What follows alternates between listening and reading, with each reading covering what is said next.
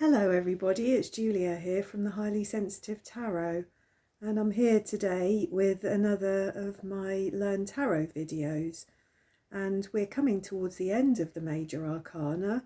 We're now at card number 18, and that is the Moon, and I'm hoping today to do the Sun also, card number 19, but this video is the Moon.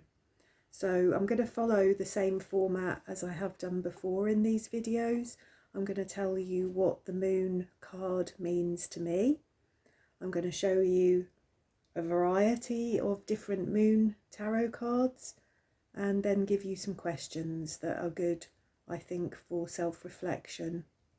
As essentially, that's what I think the strength of tarot cards and tarot reading is, really, is to aid self-reflection and for shadow work. So the Moon, let me hold you a card up here.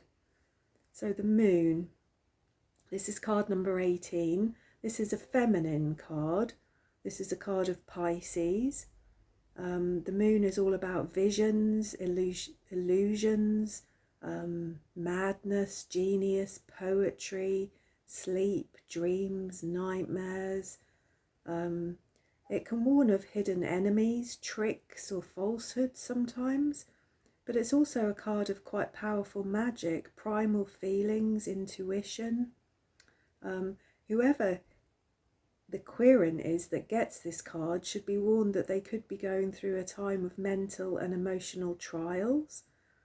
If they have a tendency to mental health issues, this is a time to be extra vigilant. Perhaps a time to avoid alcohol or drugs, as either could cause great damage at this time. But it's also a time to trust your intuition and express any creativities, insights and psychic powers that you might have. This could be a time of an emotional roller coaster when reality is distorted and things really are not what they seem.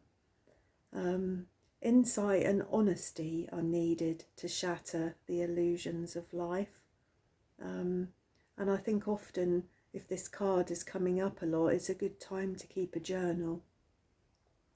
So in its higher realms, this card can represent a quiet and deep contemplation, a meditation, an increasing awareness, overcoming illusions, harmony with the now, with the present. It represents the feminine principle of reflecting light onto the world. In its lower realms, this card can represent delusions, illusions, dishonesty, ulterior motives, insincerity and selfishness. So I like to think really that the Moon is the cool, silver, reflective mirror of the sun, and it gives us the ability to really see ourselves. So the cool, silver, reflective mirror of the sun, which gives us the ability to really see each other. Now, if we start with this card here, this is from the Radiant Wise Spirit deck of the very traditional Rider-Waite-Smith cards. There's an awful lot of symbology on this card. If we look at this, we've got the never say that right there, like a crawfish, a lobster. It represents really, if I remember rightly, a piece of your unconscious, something that's emerging, something that's ready to take form and be seen. The dogs or the wolves here can represent that kind of push and pull between our instincts and our animal drives. The two towers are always indicative of our dual nature, the polarities that we exist between. And then we also have the sun in amongst the moon, don't we? As I said, and the moon is the silver, the cool silver reflective mirror of the sun. So there we go. What else have we got here? We've got the Cosmic Tarot. This is a lovely new deck that I've recently obtained. This is quite similar really, isn't it? There's some very similar themes going on in this card. There's again the crawfish. Why am I calling it a crawfish? It's a crayfish, isn't it? That's just now come into my head as a crawfish. It's a crayfish, Julia. It's not a lobster or a crawfish, it is a crayfish. So in this card here, it's crawling out of the lake again, and it's attracted by the energy of the moon, I think. And again, it's that kind of feeling of something, a piece of your unconscious that is emerging, that is about to take solid form. And in the moon here, we've got the fish, two fish, which represent Pisces. And we've got two of them, which might again represent that kind of duality, the polarities of our nature. We've got lots of water, which represents emotional states. So yeah, this excuse me with my voice, this little deck here, this really cute little deck here, is the Tarot of the Sun and Moon. And again, we can see very similar themes, can't we? I think the sea symbolises the unconscious being that is being pulled by the forces of the moon. The lighthouses here, again, there's dual lighthouses, so these would represent the different polarities of our nature, but they also, I think, are the gateways to other worlds in this particular deck. I think,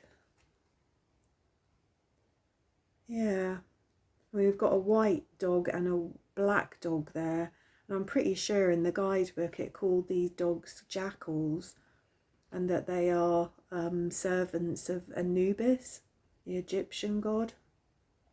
I think the two fish there obviously represent Pisces, but I think they also represent dilemmas and choices. There's also some Hebrew symbols and sort of tree of life symbols within these Tarot of the Sun and Moon cards, as these are kind of Thoth-based cards. But I'm not really particularly familiar with those kind of symbols, so I would have to look those up in the book. But anyway, that's an interesting take yet again, isn't it? In the Tarot of the Oppositions deck, which is this one here, we've got the dual aspects of the moon energy here, haven't we? In its light attributes here, we've got the white dog, haven't we, with one tower. And then in the shadow attribute here, we have the black dog and another tower, but everything is in ruin, isn't it? I was just looking at, I hadn't ever noticed that before actually, in the light attributes here of this card. Yeah, we can see a crayfish emerging from the water, but we can also see, I don't know whether you can actually see it here, but we can see quite a feminine face within the moon there. But in its darker, in its shade, we don't see the whole of the crayfish, we only see a claw, and it looks very much like there's a masculine face, and quite a severe masculine face in the shadow attributes of that card. So again, these are very similar themes of the towers, the crayfish, the dogs, the polarities, the dual nature of ourselves, really. This deck here is the Book of Shadows, Volume 2. And again, we're seeing some very similar themes. This is sort of like a magical light here, really, isn't it? Which is luring this woman through the water towards the moonlight.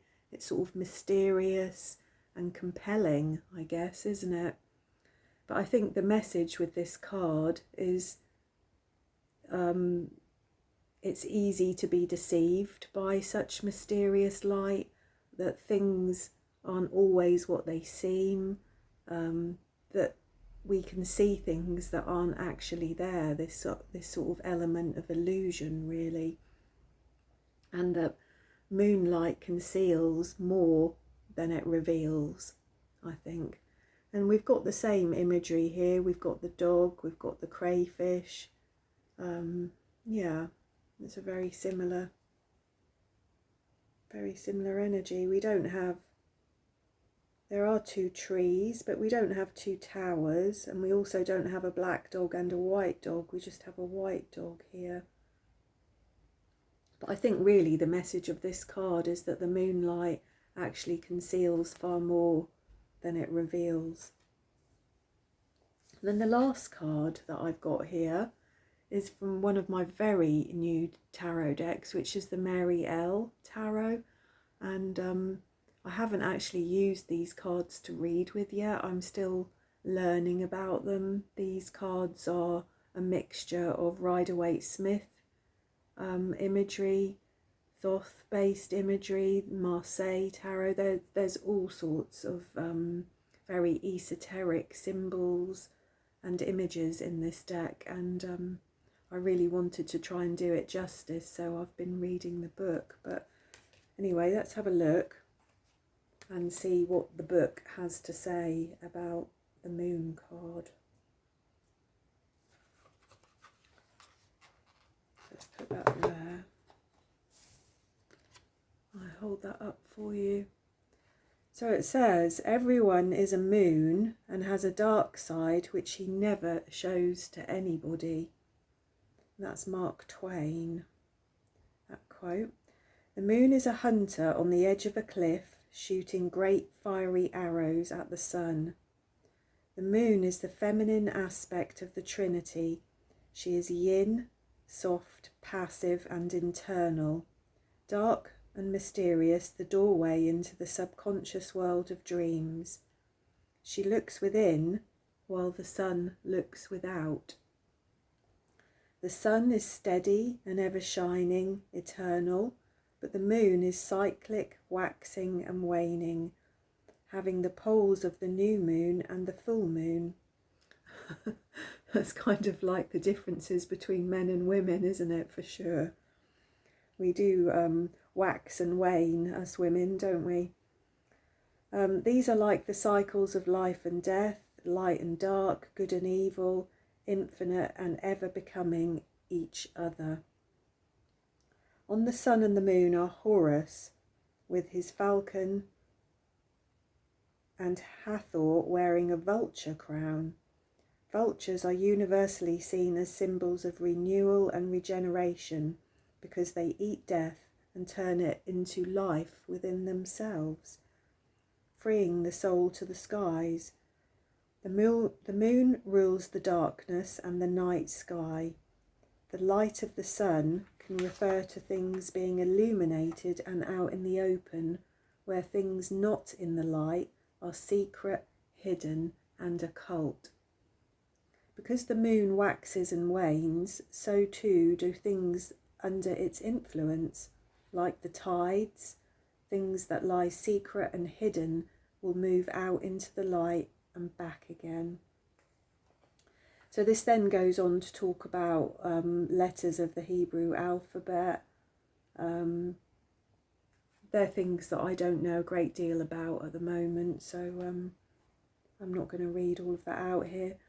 The upright is waxing, increasing and growing, secrets revealed, mysteries solved, enemies exposed, what was hidden comes into the light, women's cycles, imagination, intuition and introspection.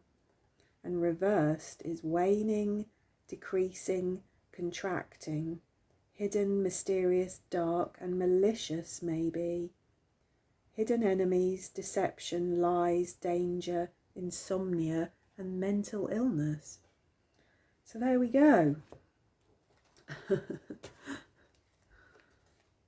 So that's interesting, isn't it?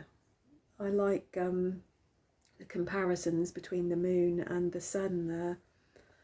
So some questions that you might like to ask yourself if you were going to use the energy of the moon card to reflect upon, or you're going to use for shadow work of any kind.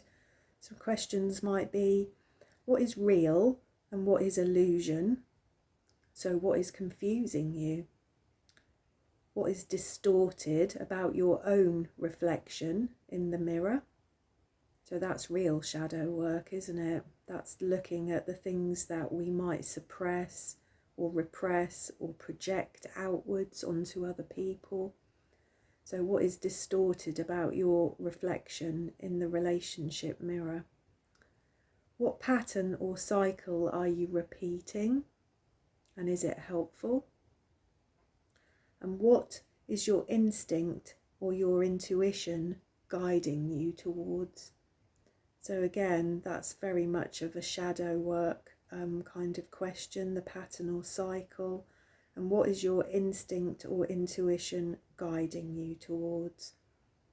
So there we go. That's the moon card in depth.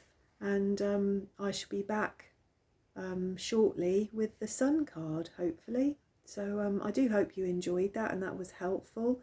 We're coming towards the end of the major arcana, and after that I plan to do a video for all of the kings, all of the queens, all of the knights and all of the pages, and then all of the individual numbers, and we shall have a look at various cards within those.